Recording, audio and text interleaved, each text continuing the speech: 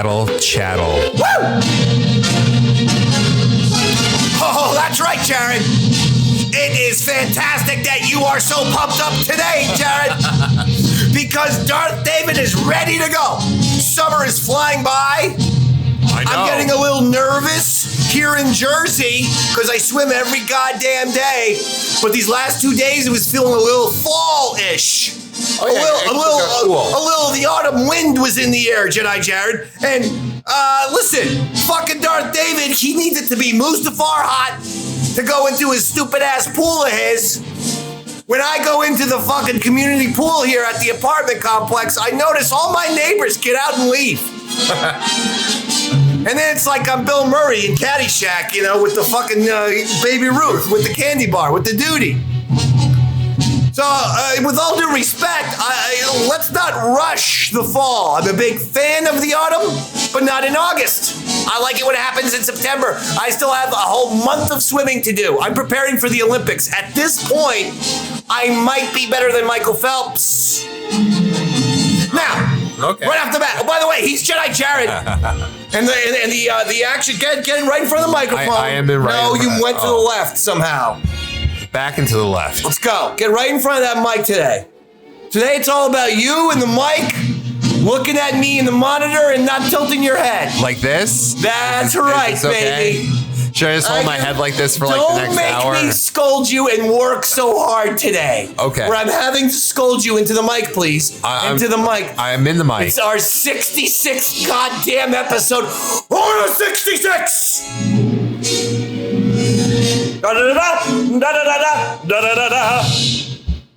That's right. We are celebrating Order 66 today, muchacho. It's our 66th Yaddle Chattle. And as we've said before, I'm a big Order 66 guy. I've heard people complain about too much Order 66 in it's made appearances in Mandalorian. Yes. Book of Boba Fett, right? Yes.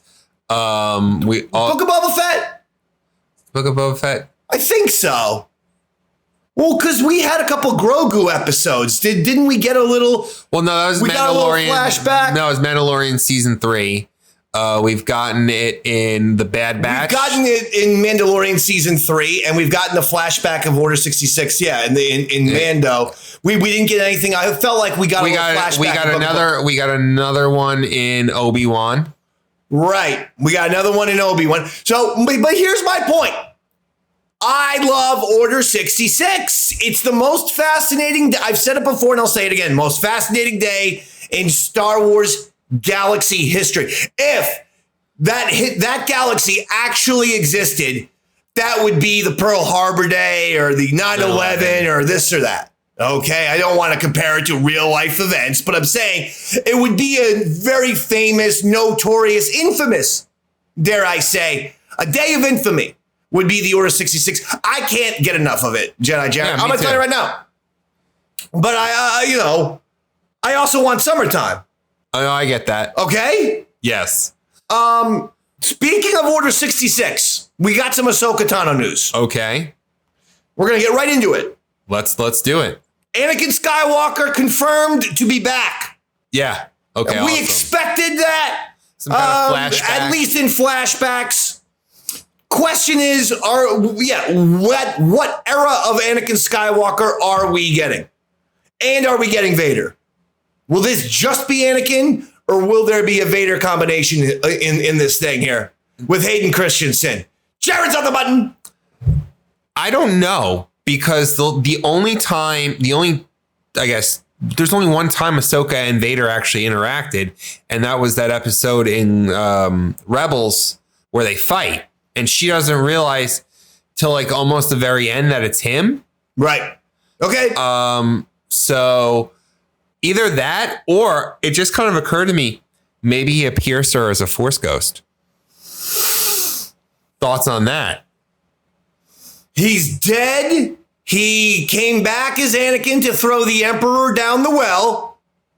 We see him at the end just like Baby Sue. He got thrown down the well. We see him at the end of Return of the Jedi as a Force ghost, and then now all the newer prints of Star Wars. We used to have the classic print where they had the original. I think you might have something here. I think you might have something. Are we going to get any Darth Vader, though? I don't know, unless they do like an incomplete reenactment of that fight scene. And they're not going to do that because the end of that fight scene was similar to the finish of the Obi-Wan Vader fight scene in the Obi-Wan series. Yes. Where Ahsoka cut his mask in half. And that looked awesome in animation. And it looked awesome in the Obi-Wan series as well. I think it looked great. It was the very cool drawing inspiration from the cartoon. Oh, whoever did that was like, it's a Dave Filoni on both accounts. More than likely. I mean, I know Deborah Chow was doing the Obi-Wan series, but Filoni got the ball rolling with all that shit. Yeah. Okay, that's one thing with Ahsoka. The other thing that people are saying is, I guess people were complaining about the Mandalorian run times this past year. Too short. So people are excited that at least the first 2 episodes seem to be around 45 minutes each, because they've noticed that the runtime for the first 2 episodes of Ahsoka is about an hour and a half. Thoughts and opinions, or do you not care?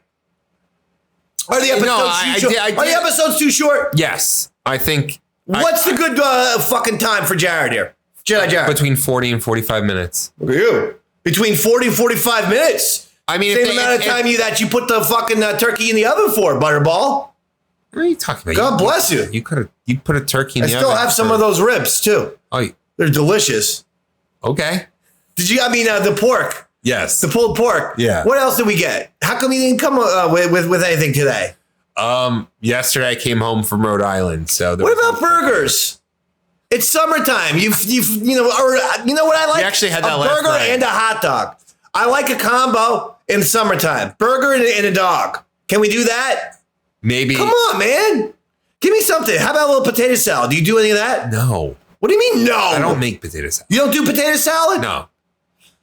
Get on that microphone. You're supposed to be about 3 inches. There you go. No, I don't do potato salad. Why not? I don't make it. I buy it. I get it at ShopRite. My mom makes it. Beanie Mac. She makes the fucking potato salad. I guess Irish. That's all those people know how to cook with is potatoes. I swear to God. My mom is so plain. She doesn't even fucking put a lot of spice in the peanut butter and jelly. Yeah, I just get the peanut butter and 1 piece of bread. That's an Irish PB&J. Here's one slice of bread. 1 piece slice of bread with 1 fucking scoop of peanut butter on it. It's folded over, so there you go. Yeah, here's the Irish PB&J.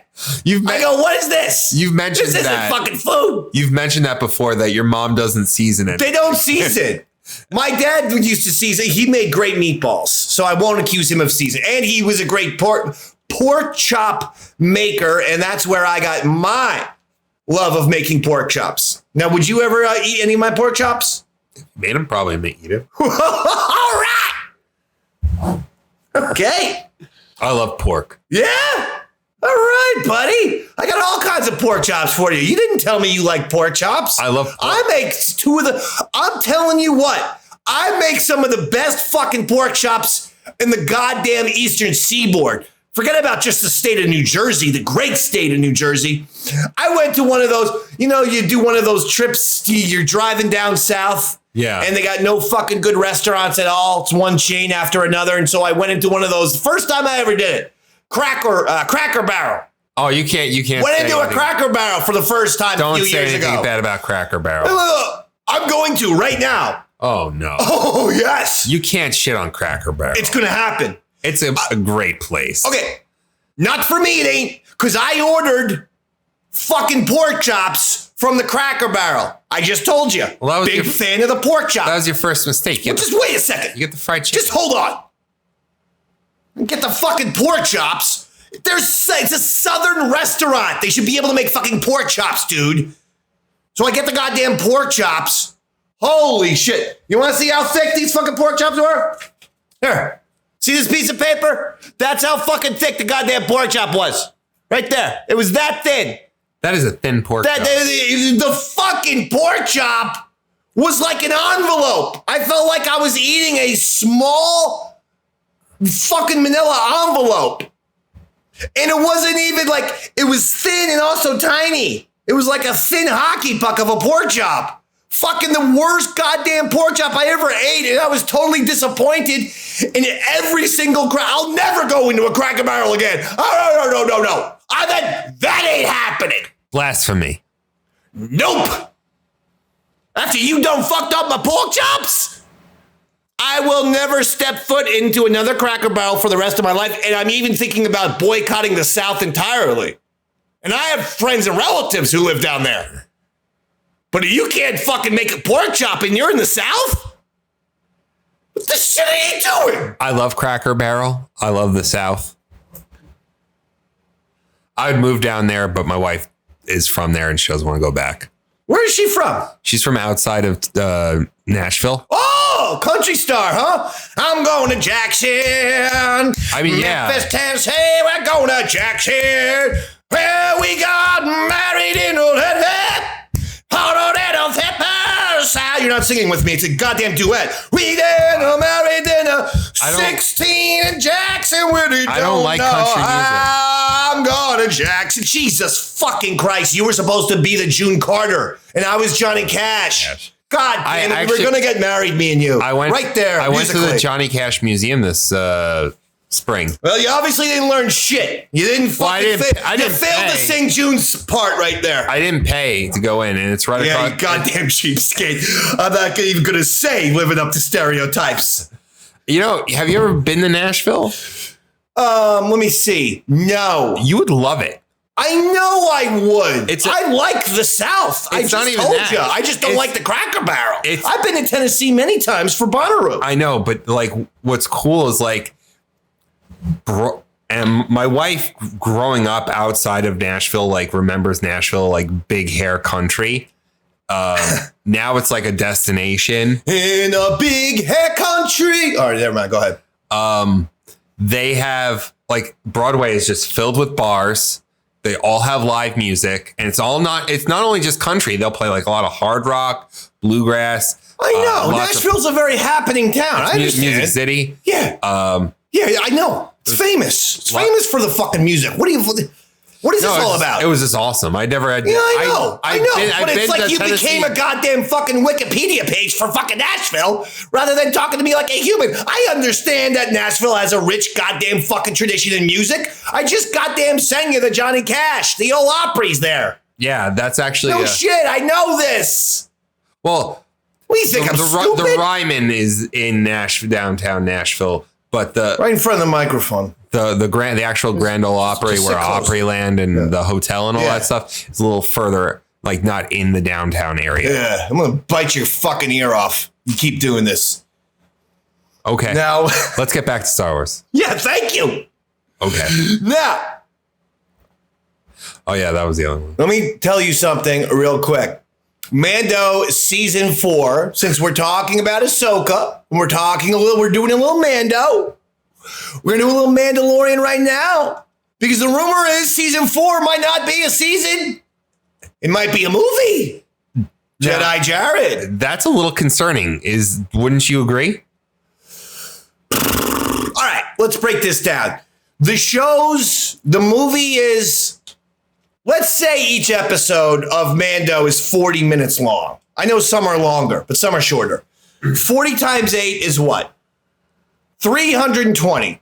Yes. So 320 minutes is 5. 2. Oh my God, I'm so stupid. It's 5 hours. 5 hours. It's a little over 5 hours. Okay. So if you're going to do a movie, I don't think that one movie, will be able to carry a season. Is it possible that they're not fucking telling us that maybe the plan would be to do a trilogy right off the bat? No. A Mando trilogy. I think they're concerned about, I think they greenlit season 3 and 4. I think the problem that they're having right now is a cash flow issue. They could make one movie. Oh, you think this is a Bob Iger thing? Saying to Jon Favreau, Johnny, get us some money with this Mando shit, with this little Grogu baby. Is it going to be a part of is it going to be a Disney Plus movie, or is it going to be released in theaters? That's the next question. Well, it would have to be released in theaters. There would be no point of putting the movie just out on Disney Plus. I mean, to me, that would be a fucking waste. If you're going to go to the trouble of making a movie, release it in the fucking theaters. No. So now we're getting 4 Star Wars movies? Like, how is this going to? Yeah.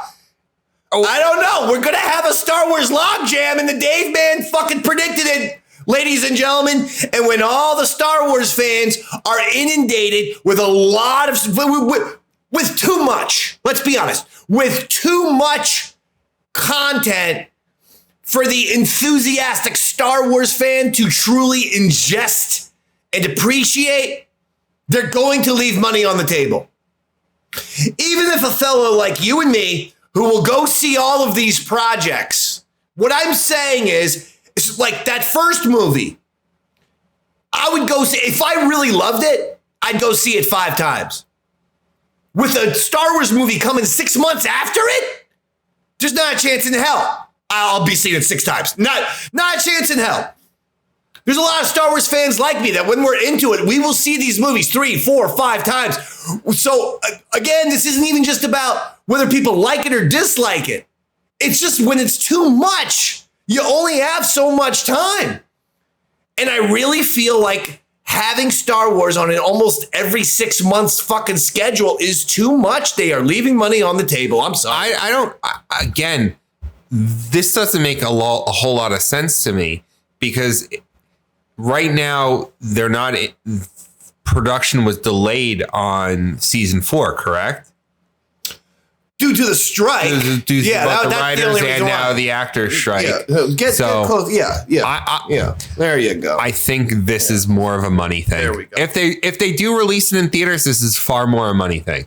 So this is an Iger move. It might what be, you're telling me. It might be pressure from Iger to Kennedy it's like, hey John, cut out the fat. What can you squeeze into what can you squeeze into a 2 hour to 2.5 hour movie? Because they did the opposite with Obi-Wan. I mean, the Obi-Wan show was supposed to be a single movie and they were able to stretch it out to 6 episode miniseries. Yes. So like when you need to fluff something up, and that could have been the issue.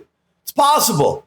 It's possible that some of the odd decisions in Obi-Wan, and I'm a fan of the series, but some of the issues of the fact that, not one, but 2 different people took lightsabers through the stomach and neither of them died was an odd creative decision that is breaking rules in the Star Wars galaxy that we don't want broken. We don't want the fucking shit always, we got to turn it up on their heads. And no! There's certain rules you just got to follow, okay? Otherwise, don't make a Star Wars movie. Do something else. So, I'm not 100% sure. I mean, this is just something they're throwing out. But if I had to take a guess based on everything I've the state of Disney, how Disney is doing. The state of love and trust. They think this might be a money thing. All right. That they could spend $200 million on a season of Mando, but what's the return on the investment if they could take that $200 million, make a movie, I think we're seeing, and then make $1 billion. Listen. Right now, across the entertainment industry, apps, streaming services, they're all losing money right now. All of them. No, I mean, this is a straight up fact. They didn't quite figure out the model. It was like, okay, we got to get 100 million people to subscribe to our service and charge them, $9 or $10. But even if we do that, will that offset the production costs of all of these gigantic fucking Star Wars and Marvel shows? And I don't know. I don't know the answer to that. But when you think about how many shows they're making, I could understand. But my point is, just make good shit. If you make good shit, people will come, like Field of Dreams. When the fucking Mandalorian came out and everyone was like, holy shit, Star Wars is back. This is the best Star Wars project under the Disney banner. I personally know people who had kind of quit on Star Wars who went and signed up for Disney Plus just for the fucking Mandalorian. Yeah, it's their flagship property. Right. There was I personally know multiple people. By the way, though, of those people, one or two have canceled Disney Plus. Why? They don't like all the shit that's going on. Some people feel like Star Wars is changing too much for them, or this or that.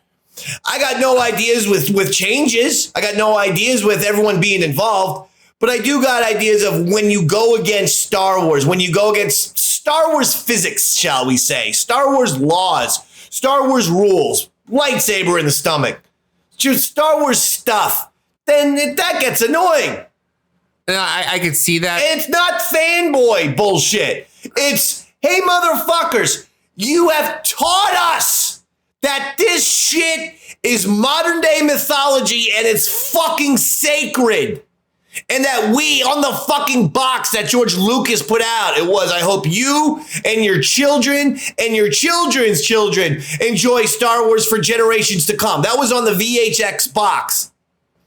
And so on one hand, Star Wars has become practically a quasi-religion for so many people. And so then when people rightfully say, hold on, what you decided to do creatively is nothing that would happen in Star Wars, the Star Wars creators go, oh, the fucking fans are toxic. Tears. Fan tears. Toxic fans. Toxic fans. Tears. And you're like, you know what, assholes? Fuck you. They don't allow fans to criticize anymore. Go ahead.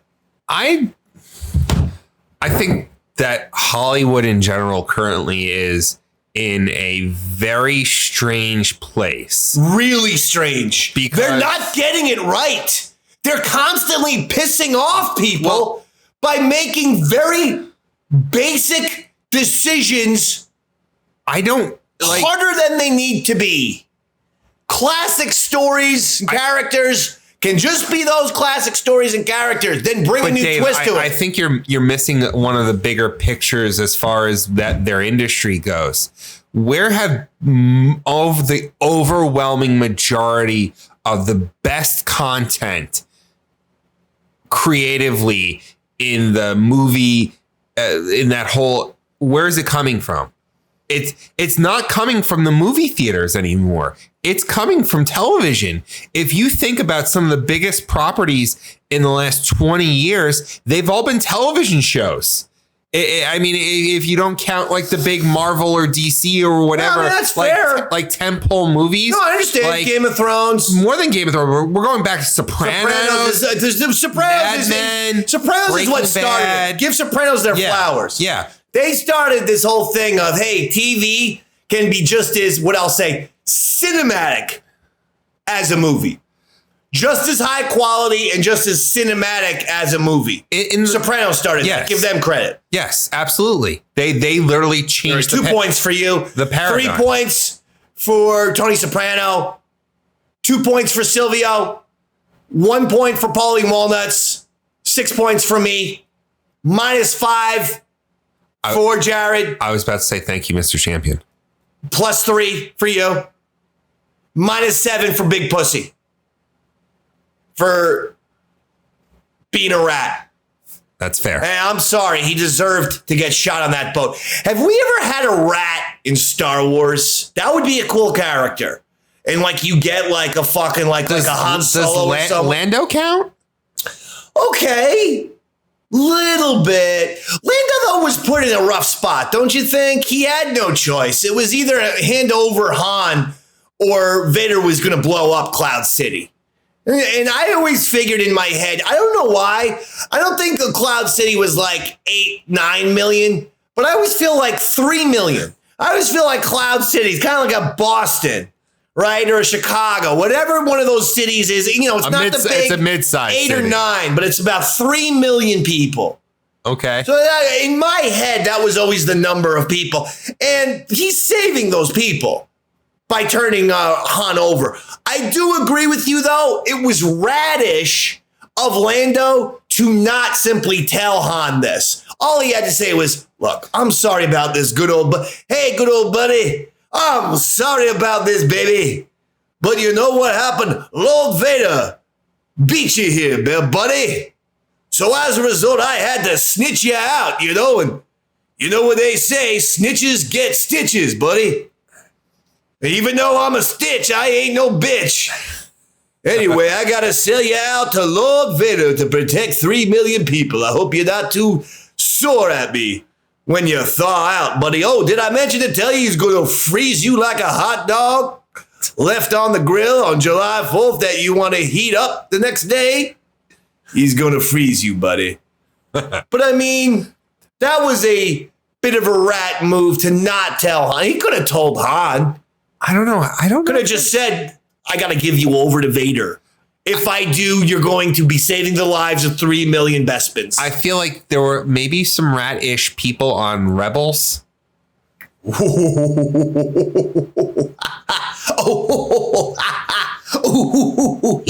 just trying to think. I think that might Rebels was a Rebels. Was there a rat on Obi-Wan? If you can't come up with a specific name, then all of this is pointless. Yes, no one wants to watch Jared think. I get it, but you see the big point that I'm trying to get at, that television has become where all the actors are going. I do. I see all. You're right, and where the good content's going to. I mean, in a million years, you think like there have been so many actors that have gone and done television that, you know, in the 90s. You were not supposed to, when you were a movie star, do TV or commercials. Now you can do both television and commercials if you so choose. Because that's where the money is. And that's what it's all about, isn't it? Well, listen, I don't give a shit if Mando becomes... That's why they're striking. Would you like Mando as a movie, though? I mean, that's going to be part of the I get nervous because the only time I've experienced this as a fan of another franchise, I'm a big sci-fi guy all around, and that includes the X-Files. And the only time I've experienced something like this is with the X-Files, because they were on season 5 or 6, and then they had a movie that came out while the series was going on. And it didn't. The movie was okay. It wasn't bad. I remember liking the movie, but at the same time thinking the movie was a giant X-Files episode. They had no choice, because you can't, when you do something like that, you can't expect everyone that watches something for free to go out and pay for it. I mean, the same thing with the South Park movie. They came out right around the same time, too. I mean, the South Park movie really didn't have a whole lot of effect. Hold on. The South Park movie was good. Yeah, it was great. But the X-Files, thing, again, it was a solid movie. Had some good shit in it. But it was paranoia and stuff. But yeah, no, it was a longer episode, right? Yeah. It was an hour 40 long X-Files episode. They can't with Martin Landau in there somehow. I haven't seen that movie in forever. Yeah, he somehow he made it in there. He's some kind of judge or something that liked Mulder. Got it. What the fuck? You have a Lando update. We were just talking about Lando. Yeah, so Lando Calrissian, the original writer that had gotten hired to adapt it into a Disney Plus, has left. Oh, and now Donald Glover and his brother Stephen Glover are taking over writing duties. Holy shit!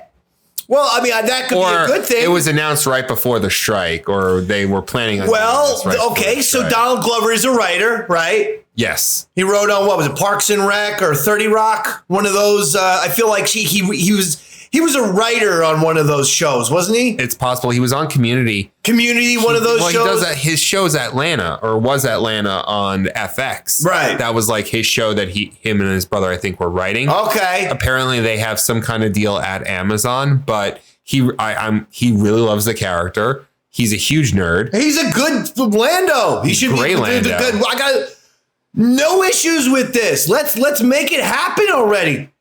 I still thought of all the things, of all the things, some easy money maybe would have been a Solo sequel. I don't know. Fucking Solo just got totally fucking robbed by the goddamn Last Jedi. And I am wearing a Last Jedi t-shirt. I don't despise it. We got an email. Okay. It's very in-depth. We can't read it all. But I'm going to read a couple selections. That Lando story was sent to us by good friend Tom Cody. Got to get. Oh, thank you, Tom. We're credit. So, and it's funny. Tommy Cody. We record this show on a Thursday, and then some big fucking Star Wars news will come out the next. Every Friday, something big happens. And it's like 9 a.m. and I'm like, shit. Who cares? We'll do that. So Jared, you solicited Last Jedi emails. Yeah, about 2 weeks ago, I said, hey, look, like I shit on The Last Jedi all the time. We got a spectacular email from Sal. Now, it is extremely in-depth and detailed.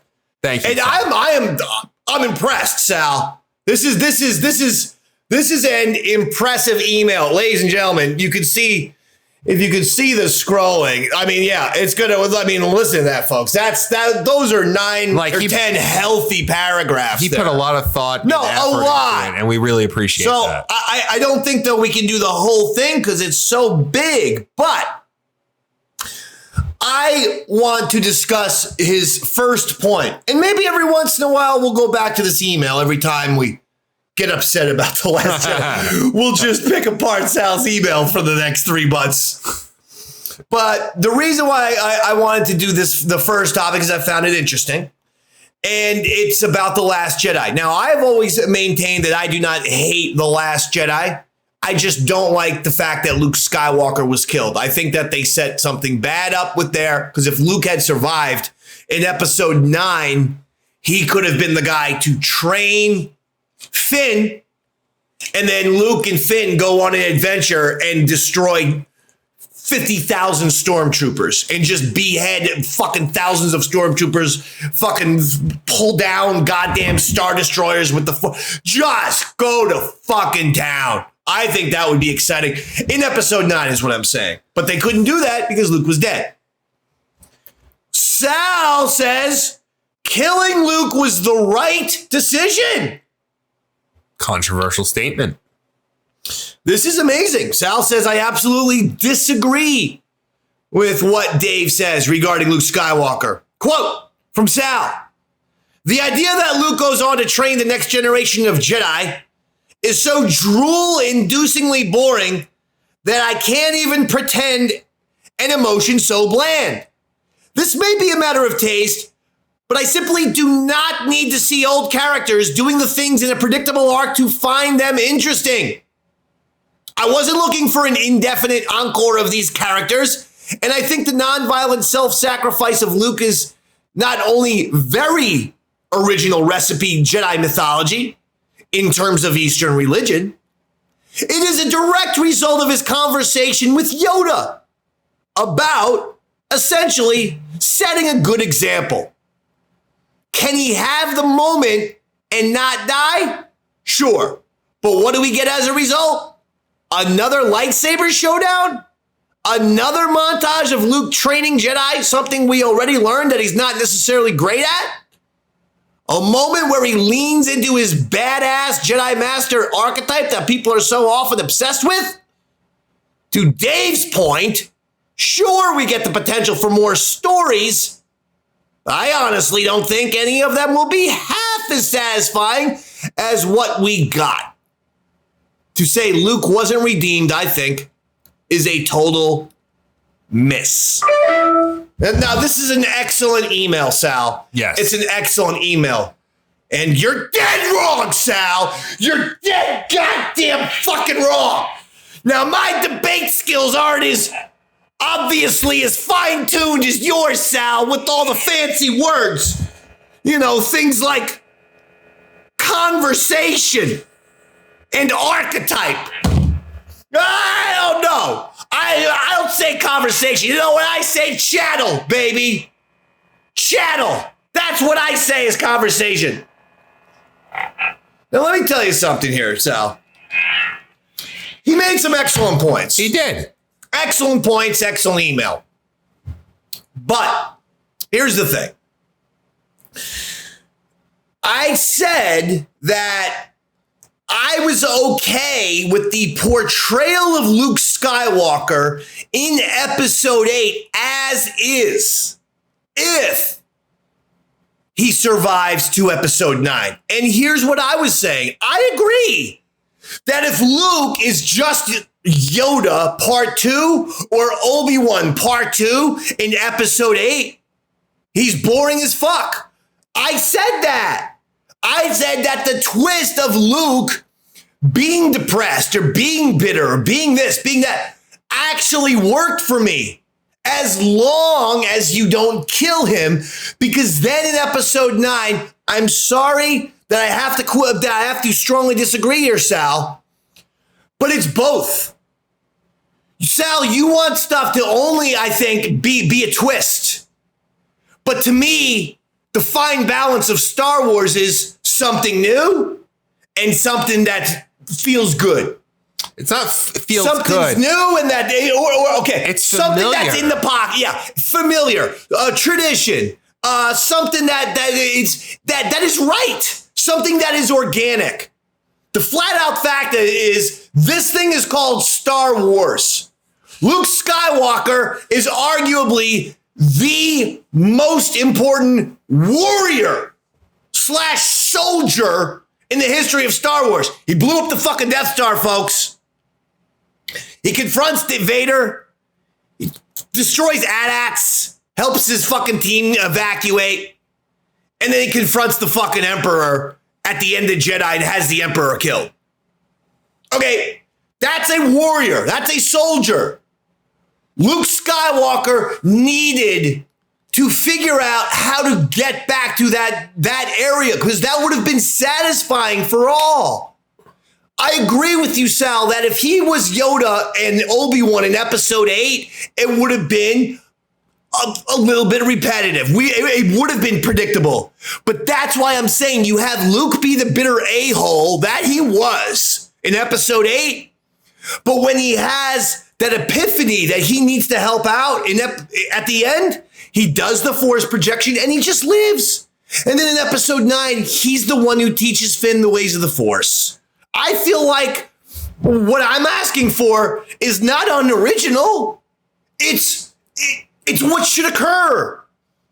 Star Wars movies are not made to be these ultimate twists. They're mythological tales. There's a reason why they're called There's a hero's journey. Well, it's not only that. And a mythological tale at stake. It's all archetypes. It's all Jungian archetypes. And that's why it has been so, it works because it was new, but it was familiar.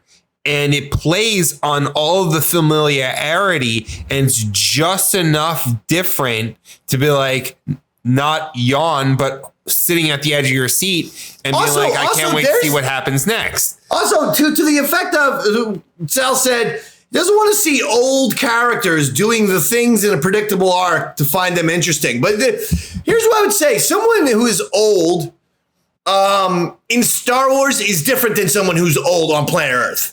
Especially when you're a fucking Jedi. Age is truly a number in Star Wars. Because if you're a fucking Jedi, you can make things float. You can do that. You know what I mean? You can live a very long time. You can live fucking 1,000 years old. Like Yoda. You know, so like Star Wars senior citizens, especially Star Wars older Jedis, are a little bit different than, your fucking grandma who sits on the porch knitting. I understand that. But Luke Skywalker, Sal, Mark Hamill was like 60 when the movie began shooting is what I'm saying. He's not fucking 8,000 years old. The guy got into great shape. Yeah. He just, to me, wasn't utilized. It's like having a great athlete on your team and refusing to give him the ball or refusing to make him an important part of the offense. Oh, I got fucking Jordan over here. But, even though he's 40, he's not 25. He's not the guy who used to dunk from the free throw line with his tongue out. Now he just shoots jump shots. Oh, yeah. He still averages 27, 28 points a game. But he's 40. He's not the same guy. So I'm going to bench him. Or I'm going to use him sparingly. Michael could come in, play a minute here, a minute there, and then put him back on the bench. Doesn't make sense. And again, the best way to fucking get new characters over, it's the same thing in wrestling. You don't bench the legendary characters. You have the legendary character and the new character meet up and do cool shit together. They both kick ass together. Then the older crowd goes, I like this Finn guy. And then the Finn crowd goes, I like this Luke Skywalker guy. He's cool. He said, I like this old guy. He's cool. He's chopping people's heads off. And both fan bases, young and old, go, oh, we like each other. Yay, we're friends. That's the way you fucking get someone over. Golly. You see, here's... So when I first saw The Last Jedi in theaters, I actually liked the idea that Luke was very bitter, because it kind of... I did too. It gave that whole, like, that meme. It's also tiresome. Like, I've done my research about the Jedi Order. I've done my research about the Sith. This just keeps happening over and over and over again. You know, the light takes the dark takes the light. Right. There's never really a quote unquote balance. And I feel like Rian Johnson missed an actual opportunity in like speaking with Sal was saying about Eastern religions, is about finding the yin and the yang in perfect harmony. And he missed a huge opportunity by just completely making Luke necessarily a pacifist, but by incorporating the Sith elements into or turning a negative into a positive. Like, there's nothing wrong with passion if it's geared towards the right thing. Love is what conquered the Emperor. Hello. It's okay. It was Luke's passion and love for his father, which was then reciprocated when his father realized he had love for Luke. And the emotion of love is what destroyed and overcame the Emperor and got him thrown down a goddamn well. I just think... So the whole emotion, why would Luke lose that? And be like, oh, the Jedi, you know, he's just, I don't know. I agree when he said the Jedi should die, but I thought where he was going to go wasn't like, we should just give up. We should be looking to bring balance to the Force and bring... He thought he was going to make a new order. Yeah, that's why, I thought that, like, and that's what I think people really wanted. I think they wanted to see something new and Well, familiar. they're going to do that with Rey. They're going to do that with Rey. But it's a missed opportunity. I know. They always miss the opportunity and then they give it to somebody else. A new fucking Disney character. Why do you think That's what they do. Why do you think... They do this time and time again. They've shown that they consistently are Bill Buckner. They let the ball go through their fucking legs and then they go, oh shit, everyone's pissed off at us. Well, let's make it up by doing that. And they fuck it up and they give it to us late and it doesn't make any sense. What would have been so wrong to see an older Luke Skywalker that's honed all his skills doing cool shit? That's what blew everyone away at the end of season 2 of The Mandalorian. Let me just say, he was a little more seasoned as a Jedi, and he just kicks fucking ass. That's all anyone wanted to see. They want to see Luke kick ass. Sal, you'd be dishonest if you didn't say that part at the end of season 2 of The Mandalorian, where Luke Skywalker destroyed all those fucking Death Troopers. You'd have to be honest. That was one of the coolest things in Star Wars history. I think it's the best. It's probably the best moment in Disney Star Wars history. It's probably the greatest moment. That moment was so big at the time, it was being called one of the best moments in TV history. Not just Star Wars. That was being called a classic television moment. I got texts from people I hadn't talked to in years who simply knew I'm a major Star Wars fan. And they were like, all they texted was Luke Skywalker with 9 exclamation points. Like, come on, man. Thank you for bringing that up. 4 points. Thank you, Mr. Champion. Don't gloat. -5. That felt like a gloat move. No, I was thanking you. I wanted to make sure I kept them. -2. Sarcasm. No. I'm detecting it. A member of the Star Wars community has died, Jared. Who died? And this Star Wars actor once got arrested for jerking off in a poem theater, baby. Oh. Pee-wee, Paul Reubens. I'm actually a big fan of Paul Reubens, and I am a massive Pee Wee Herman fan. Massive. Pee-wee's Big Adventures, like, I grew up watching that movie over and over. What year were you born, though? 87. Okay, I was born in 77. Yes, you're 10 years old. Pee-wee's Playhouse ran from 86 to 1990. Oh, yeah, I used to watch that, too, as a kid. Oh, I watched it for fucking first run. It was must see what before NBC and the Thursday night fucking Murderers Row with Cheers and Seinfeld and Friends and shit. Before all that shit, must see TV was Saturday mornings, baby. CBS. You had Muppet Babies. That was a big one for me. You had Bugs Bunny, Looney Tunes. No, I'm talking me. Fuck you with your Ninja Turtles. This is what you had. Me, my generation. We had Muppet Babies. You'd go into Bugs Bunny, Looney Tunes. You might have a Garfield scenario. Then you do a Pee-wee's Playhouse.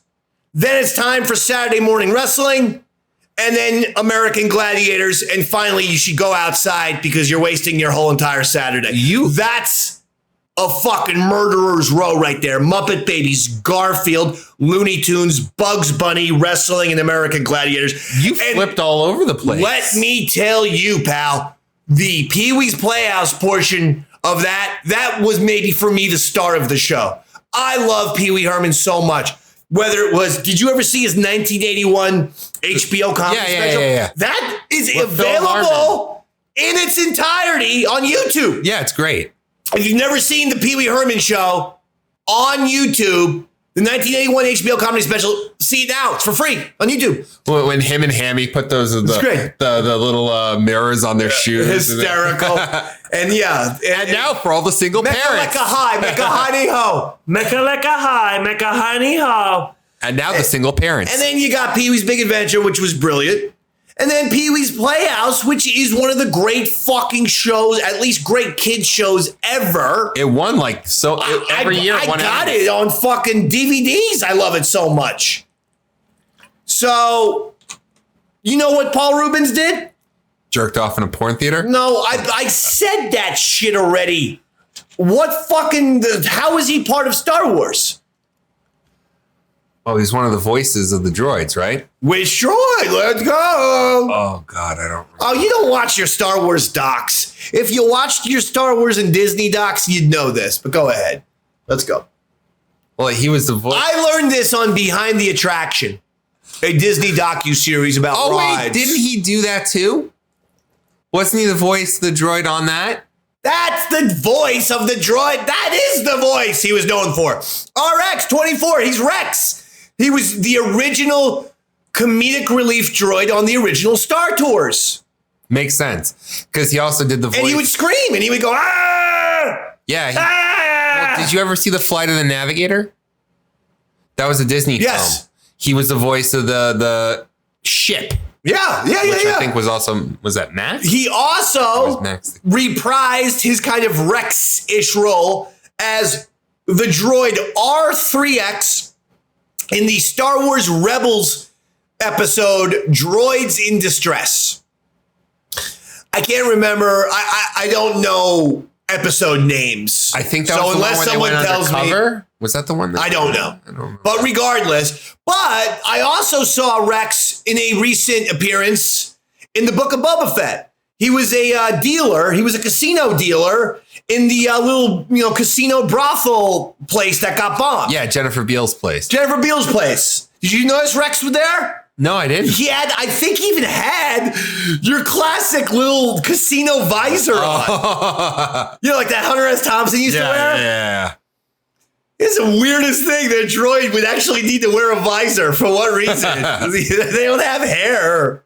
They don't need to keep the sun out of their eyes. But regardless, that was probably a Robert Rodriguez. I got to put that in there.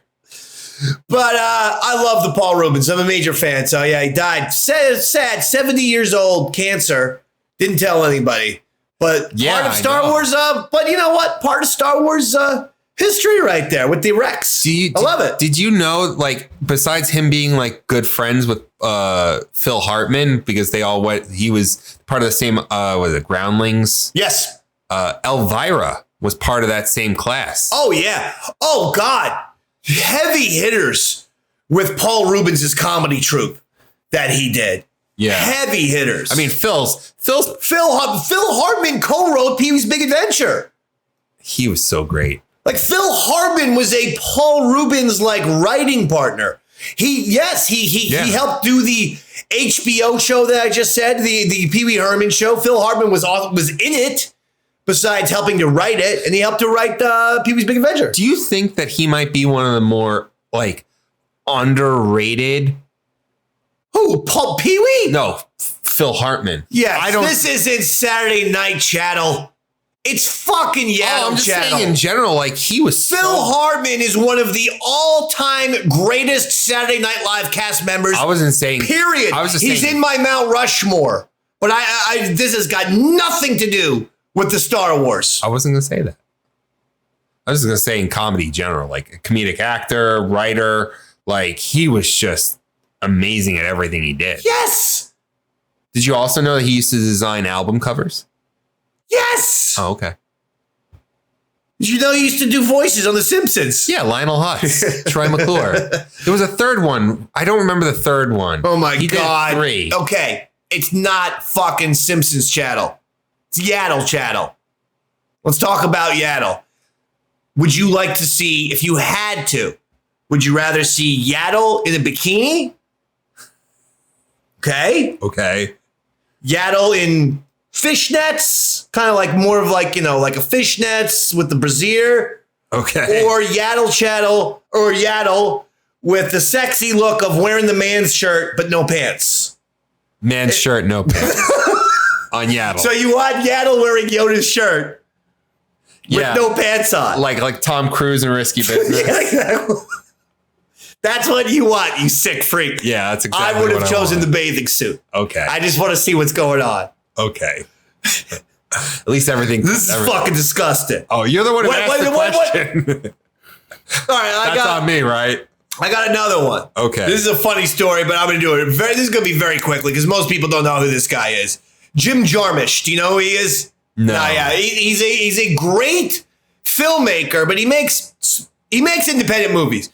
Movies that I love that Jim Jarmusch did. He did this movie called Smoke, and then he did a sequel to it, which was called Blue in the Face. He did a movie with Johnny Depp, a Western, black and white Western called Dead Man. Oh, I've seen Dead Man. Okay. I've seen parts of Dead Man. All right. That's Jim Jarmusch. He does independent, like weird, offbeat, artsy movies. And so as a result, Jim Jarmusch is the exact kind of guy who says, I have never seen a Star Wars movie and I never will.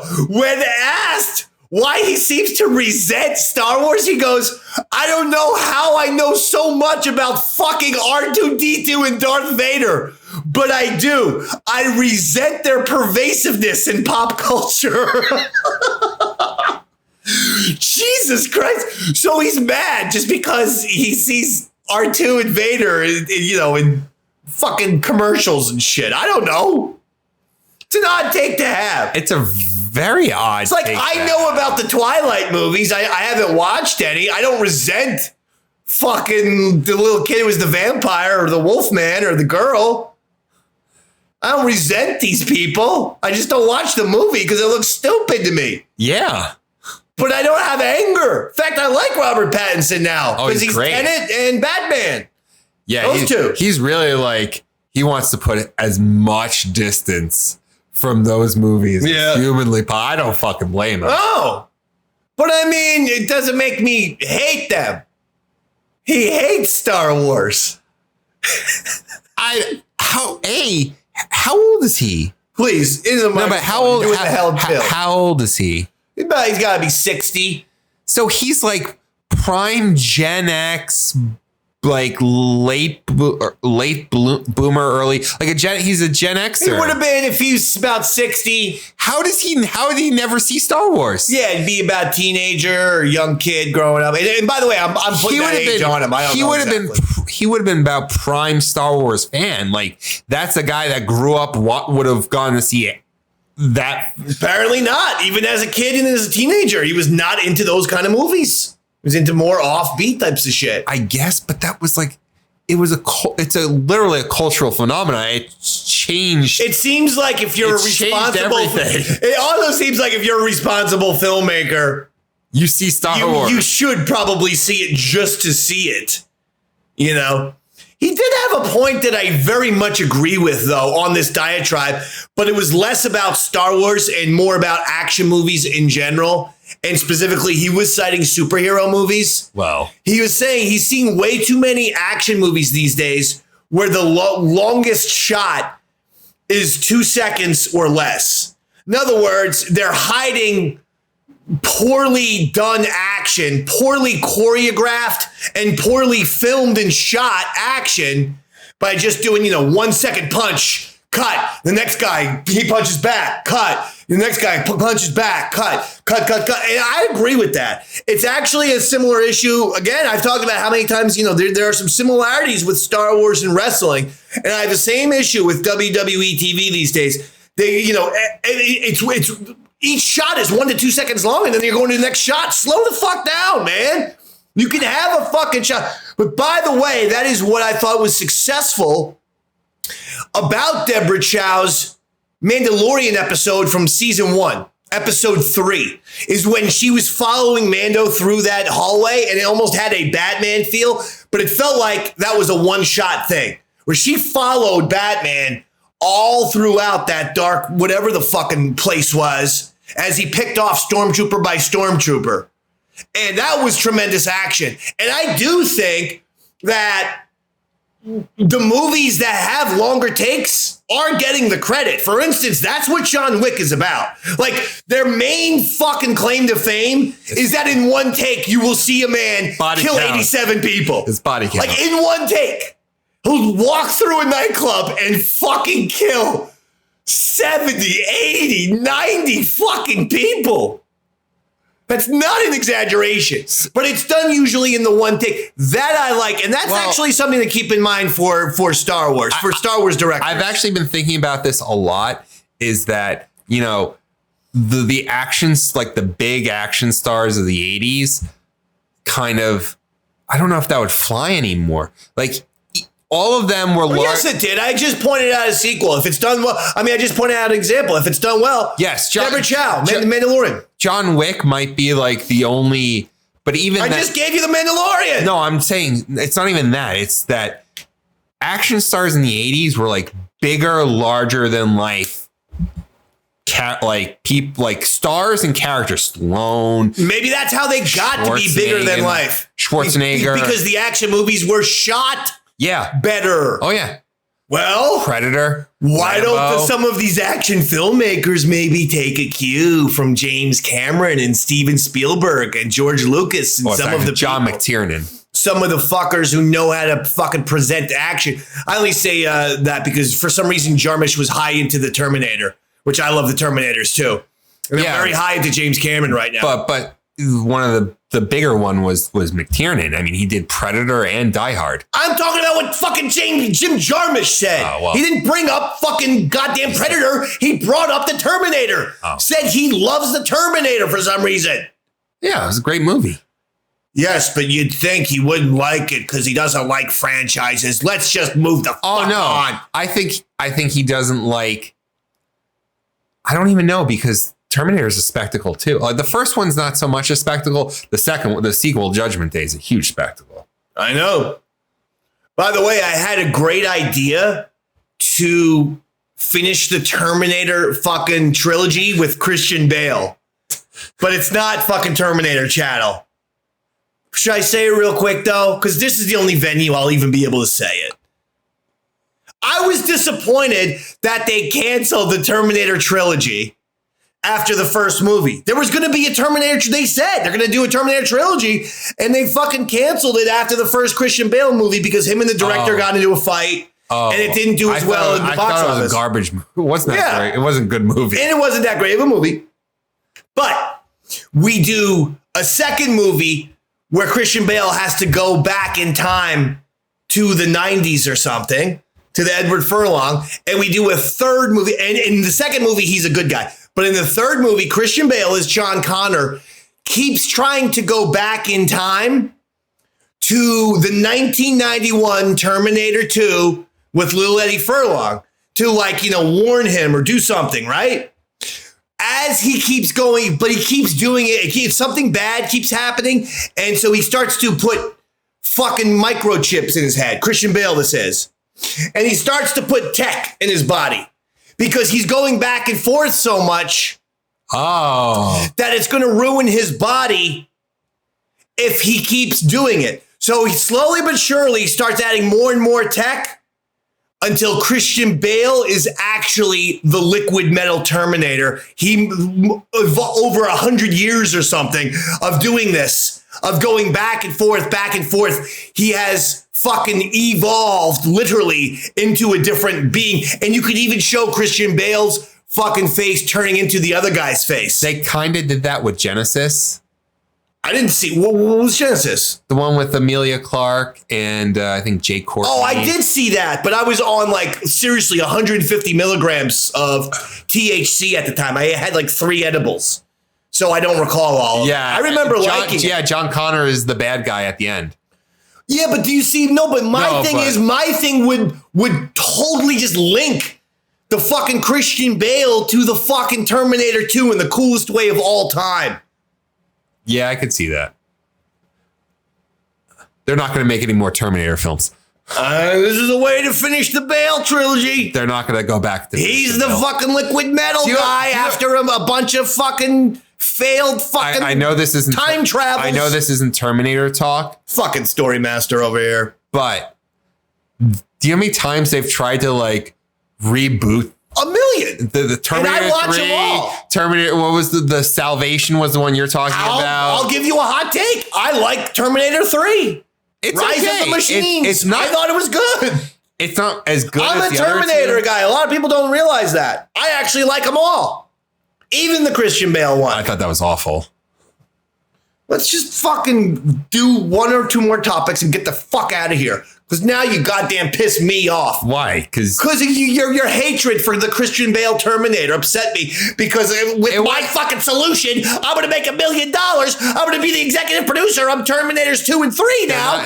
They're not going to make another one after Dark Fate. Fine. You like Dark Fate?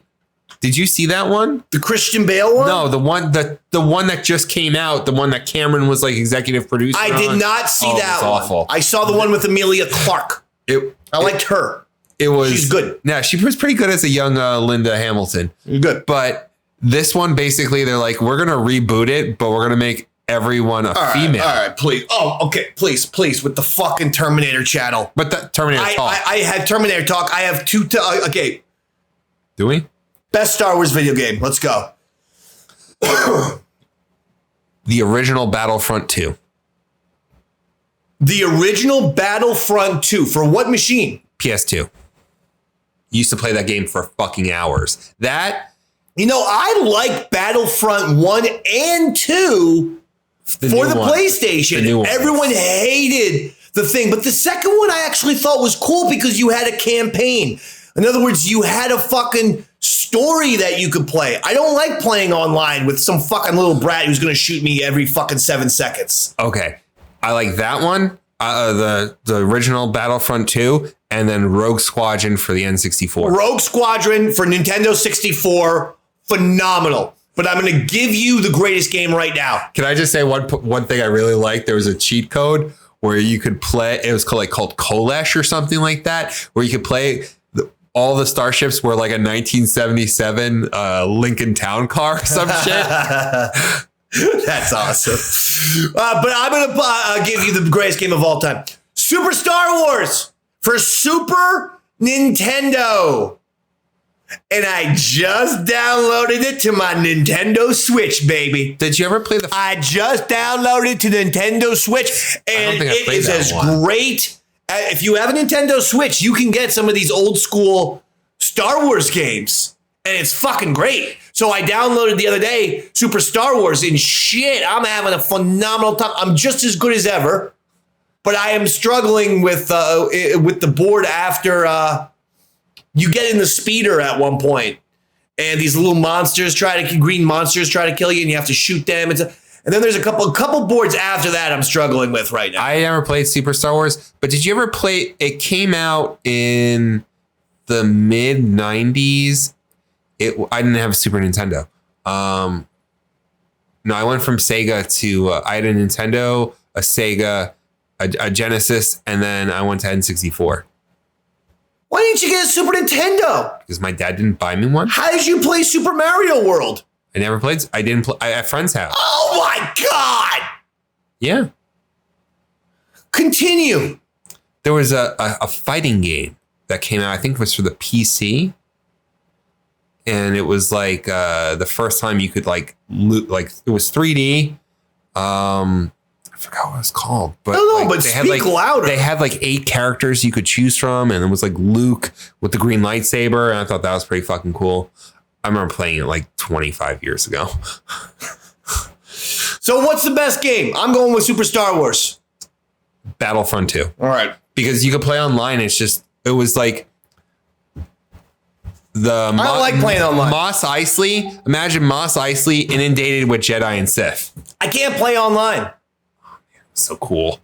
You know, all these strangers, they buy these guns and these weapons and these packs, and you fucking go online and you're walking around on like Coruscant for less than like 6 seconds, and someone fucking blasts your fucking head off. I mean, that's then all online gaming. Then you respawn for 45 seconds. Then you finally get back in the game. You take 2 steps off your goddamn platform and some little brat fucking shoots you in the head again. You gotta go back and respawn for 45 seconds. Fucking 90% of the online gaming is respawning. Fucking like it. That's why I need games to have a campaign, and I like that Battlefront 2 did that. I don't want to play online. I want to just fucking say. I want someone to say, "Hey, you're gonna have what, 20 boards. You beat all those 20 boards. It's gonna be a story, and then you're gonna fucking finish the game and win the game." Oh, then you'd love the Assassin's Creed series.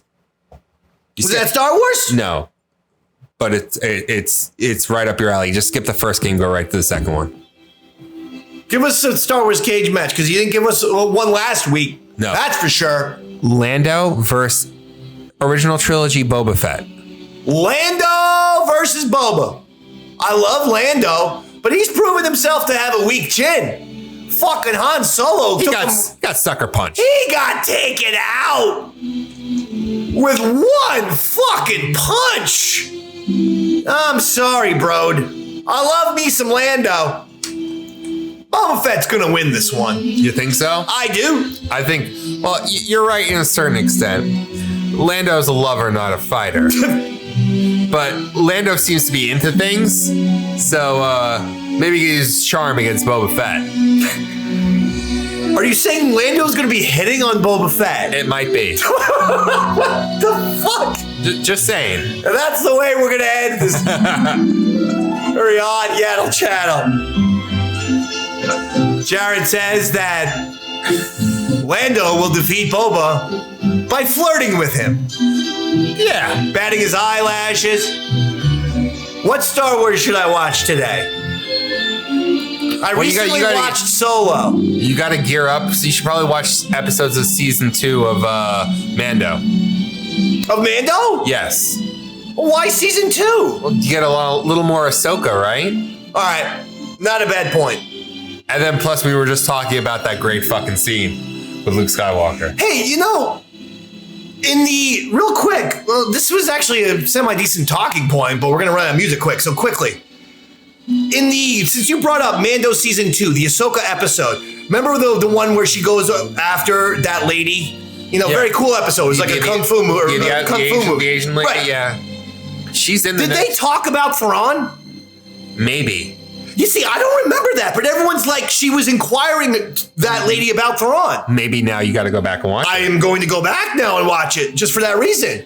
I don't recall her inquiring about Thrawn. I thought she was inquiring about, well, she wouldn't be inquiring about Vader. He'd be dead. She would be inquiring about Luke. Yeah, I just, I missed that. Go back and watch it. I'm going to. Okay. Well, listen, ladies and gentlemen, we would like you to support us Patreon.com/EastSideDave, because we are putting out brand new episodes of the brand new hit series, Davey Max Tales from the Satellite, episode 6. Earl Douglas faints. Controversy. Ruins the Fez silent bet. He faints. Ambulance is called. Controversy. Chaos. It's amazing. Go check that out. Also, we have premiere and early access for Yaddle Chattle, Davey Max Sports Program, and other stuff. It's good stuff over there. Go check that out. Oh, and if you haven't checked out the first 5 episodes of Tales from the Satellite, they are available free everywhere. On YouTube. They're available everywhere, just so you can sample them. YouTube, iTunes, and whatnot. He's Jedi Jared.